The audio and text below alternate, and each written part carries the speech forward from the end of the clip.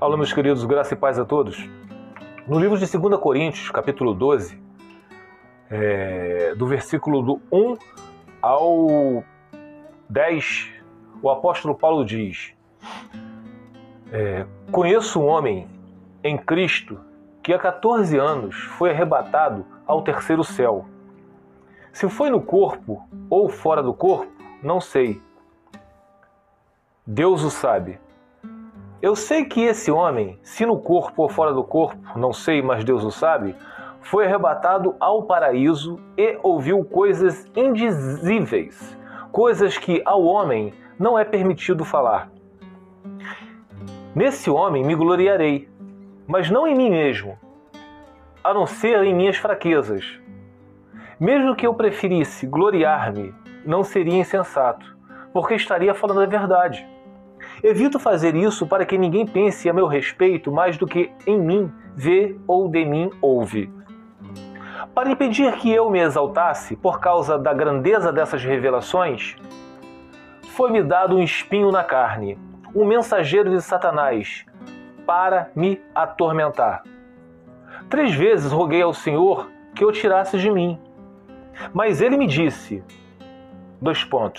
abre aspas, minha graça é suficiente para você, pois o meu poder se aperfeiçoa na fraqueza, Paulo. Fecha aspas. Portanto, eu me gloriarei ainda mais alegremente em minhas fraquezas, para que o poder de Cristo repouse em mim. Por isso, por amor de Cristo, regozijo-me nas fraquezas, nos insultos, nas necessidades, nas perseguições, nas angústias, pois quando sou fraco é que sou forte. Amados, no meu meio aqui que eu vejo, pessoas bem próximas, irmãos em Cristo, e até uma irmã em sangue, falou para mim, mas isso aí foi o apóstolo Paulo que falou. E essa irmã em Cristo, ela é cristã há mais de 15 anos. Então eu vejo que quando eu falo de denominações religiosas, de pastores, teólogos, não é simplesmente por querer falar mal. Eu não estou querendo falar mal de ninguém, mas eu estou falando o que é ensinado hoje em dia, o que as pessoas buscam, procuram. Elas preferem crer no seu pastor, no que eles discordam de acordo com a Bíblia, do que no apóstolo Paulo.